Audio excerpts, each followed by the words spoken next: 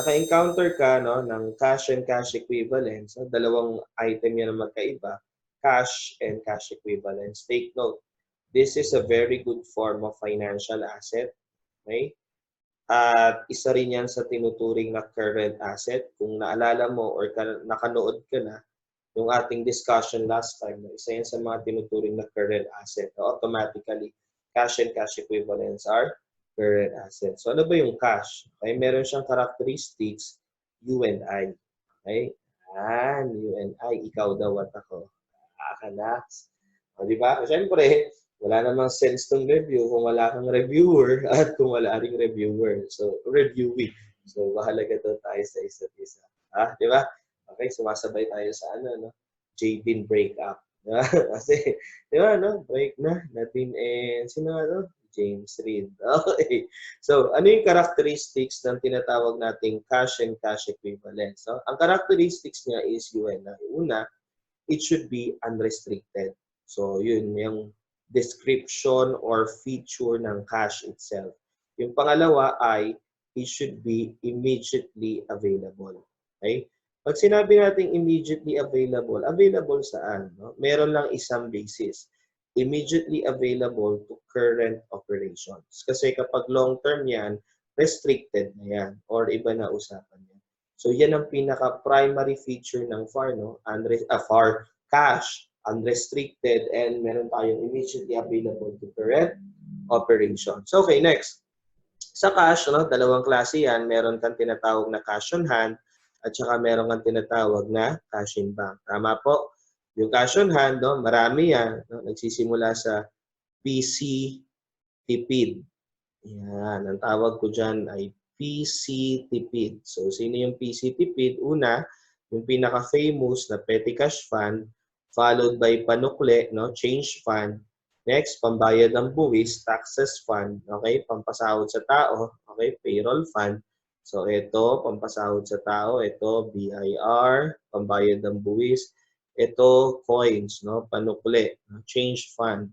Next, pambayad ng utang, ito yung interest fund. At syempre, pag naniningil ang mga may-ari naman ng negosyo about their returns or the stockholders, the dividends fund. So, yan yung mga klase ng fund. You notice, taxes, payroll, petty cash, interest, dividends are more featured as a current in nature. No? Mga current liability yan and the related expenses. So, pasok siya doon sa consistent requirements. Immediately available for current operations. Ayan yung laman. Next, yung cash on hand, so meron siyang tinatawag na funds. Okay? Meron din siyang tinatawag na mga bills and coins. Okay? So, yun yung mga bills and coins natin. And kasama dyan yung mga tinatawag nating checks. No? Dito sa accounting, when we say cash, it does not mean only currencies. It may mean also checks. Okay? Mga cheque.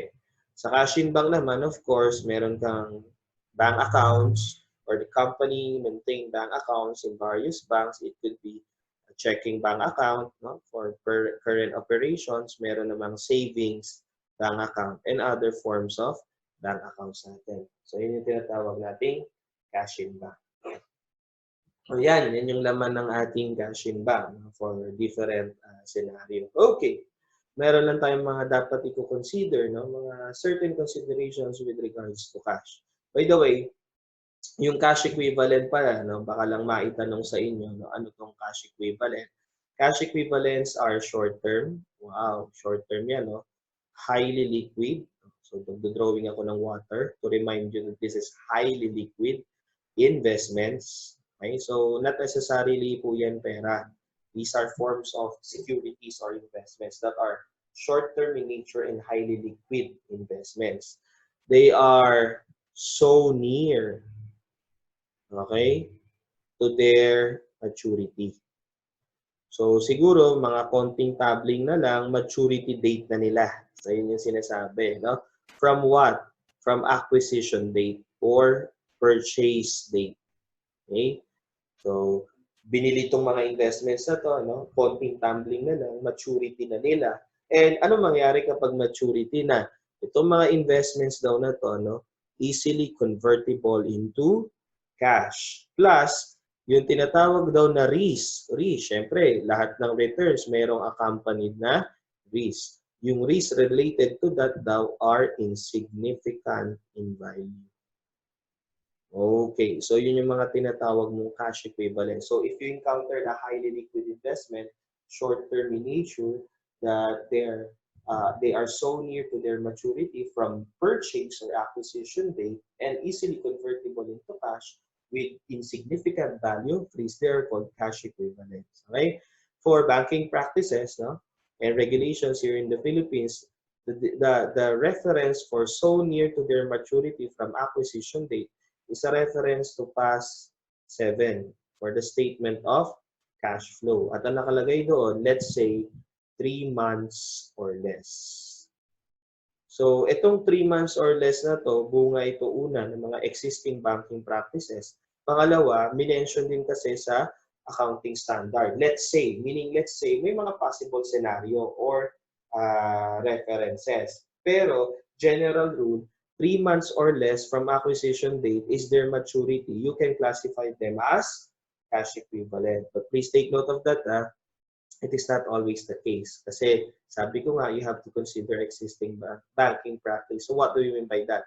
Some companies in the Philippines adopt a policy to treat cash equivalents more than 3 months. So for example, may mababasa ka, no, 4 months or less, o meron naman 2 months or less. If you encounter that item, that will prevail. So what is our inference for that? No? General rule, yung 3 months or less if the problem is silent. Tama po? Exception to the rule. Ano yung exception to the rule? Kapag minention yung company policy in the problem solving for the purpose of board examination. Okay? So, yan yung mga consideration natin. Now, balik lang tayo sa cash, no? Pag-usapan natin yung cheque kasi yung cheque medyo controversial yan cheque. Kasi yung cheque, lagi mong pag-uusapan kung sino ba yung nag-issue ng cheque. Meron kasing dalawang klase ng nag-i-issue ng cheque. Yung una, ang tawag mo doon, customer mo. Okay? So basically, may effect yan sa cash mo. No? But unang klase ng cheque is yung tinatawag nating PDC. Okay? Pero hindi yun yung PDC na iniisip mo na post-dated. Lalagyan ko yun ng heart. Ibig sabihin yan, yun ang pinaka-perfect na klase ng cheque na ma-encounter mo sa buhay mo. Ano tawag dyan?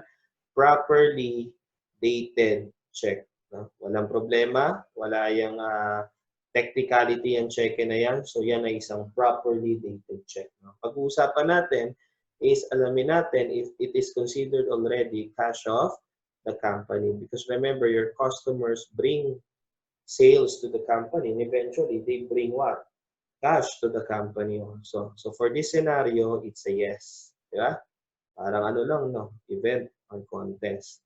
Next, number 2, meron ka tinatawag na post-dated check. O, ito na talaga yon, no?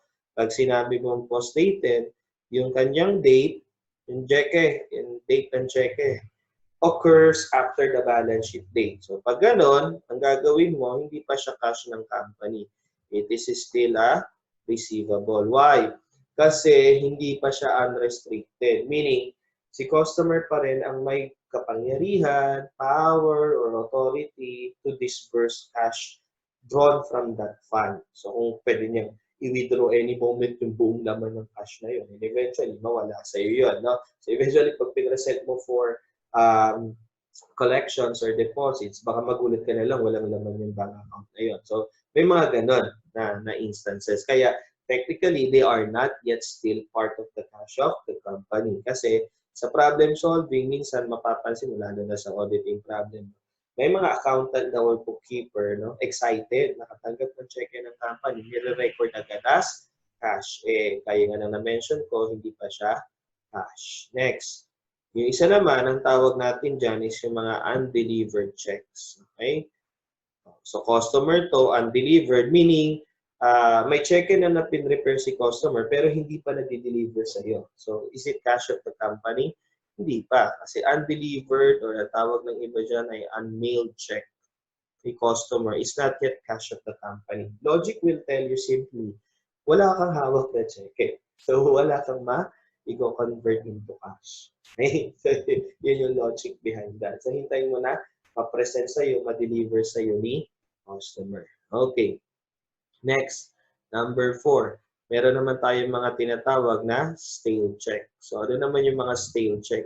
May mga stale check na ang tawag nga dyan ay natulog na within 6 months. Okay? Because here in the existing banking practice here in the Philippines, meron tayong checks kapag daw natulog sa coffer or sa lugar or sa premises ng issuer within 6 months at biglang na-issue sa'yo after that, hindi na ino-honor ng banko yun. Ang tawag stale, hindi steal. Okay? And stale checks are not checks already, so they are not cash also for recording purposes. So, binil mo ng February yung company for the services, so yung customer. Tapos si customer nagbayad sa'yo, no? Ang nakalagay, dated February rin, pero nagbayad na sa'yo ng December. So stale na yun. Within 6 months lang, di ba? More than 6 months, that is considered stale already. Next, meron naman tayo yung tinatawag na mga certified checks. Okay? So ano naman itong mga certified checks na to? No? Kapag naka-encounter ka sa ganyan ng problem, lagi mong titingnan sino ba yung nag-issue ng cheque. Pag si customer, these certified checks are already checks of our company. Kasi nga, na-certify na to for payment. Next, meron naman tayong tinatawag na outstanding checks. Okay? Yung mga outstanding checks from the term itself outstanding, no? Na-present na yan sa bangko for payment or for deposit kaso hindi umabot sa certain cut-off period ng bangko. So ano mangyari? Hindi pa yan magre-reflect sa'yo. But the question is not on the bank. The question is on your book. Sa books mo ba, properly na ba siya itrato as receipt? The answer is yes. Because outstanding checks are already checks received by you as a company. Ang problema lang naman, nung pinresent mo na for deposit sa banko, hindi lang umabot sa cut-off. Book-wise, it is already a receipt, therefore a cash. Naintindihan po ba? Okay. So, yan yung laman, no? Na tinatawag nating customer consideration. Okay, next. Meron naman tayong tinatawag na kapag ang ating namang issue ay company. Yan. So, please take note, gagawa ko ng separate column, dito ko na lang ilalagay siguro. Yan. Sa separate column na yan. Titingnan naman natin na kapag company naman ang nag-issue ng mga cheque na to, anong treatment sa atin. Remember, kapag ang customer nag-issue ng cheque sa'yo, pera yan papasok, receipts. Kapag ang company nag-issue ng cheque nyo yan as a company, so palabas yan, disbursement. Okay? So, a company properly dated check is not anymore our cash. Meaning, it is properly recorded or must be properly recorded in the books as credit to cash. Ibig sabihin, properly dated, na issue sa payer or sa supplier, sa payee or sa supplier rather. So that is considered payment already.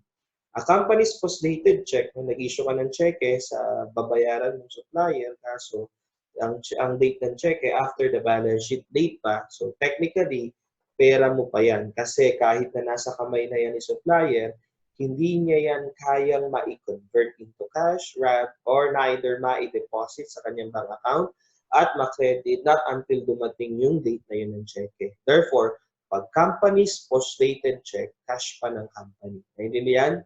Mas lalo to, no? Undelivered company checks, okay, that is considered cash pa rin ng company. Okay? Logically speaking, naggawa ka ng cheque, nakalimutan mong ibigay sa supplier of pay. So, wala siya i-convert or ma-deposit sa account niya. So, wala ka pang nababayarang utang. Remember, ang post-dated, undelivered, or unmailed establishes payables or accounts payable. Kaya sa auditing, mahalaga yung mga journal entry niya dyan. Next, stale check. Pag sinabi natin pong stale check, no, ikaw, nag-issue ka, or rather gumawa ka ng cheque, napatulog mo more than 6 months. So within 6 months lang yung validity ng cheque. So beyond that, no, that is considered already stale check. So ano mangyari doon? Kapag present mo yan after 6 months sa supplier, kahit anong gawin ni supplier, hindi siya makakadraw ng funds sa bank account mo. Therefore, it is our cash. No? Revert back sa cash. So i-establish mo ulit yung payables dyan. Certified checks and outstanding checks are not anymore cash natin. Why? Certified checks are checks issued to your suppliers, no? And certified by the bank with the current fund or certified check for payment na siya. So, properly, disbursement na siya sa libro. Hindi na natin siya makukonsider pa. Outstanding checks on the other hand, hindi lang umabot to sa cut-off ni supplier nung pinresent niya yan sa bangko, pero properly, ano na niya yan, pera na niya yan. So, consider disbursement na rin yan sa libro natin. This is the summary of the analysis for treatments of certain checks in the bank. Okay? Para magkaroon kayo ng idea with regards to that. Naintindihan po ba? So, yun yung mga summary natin, no? With regards to cash and cash equivalent.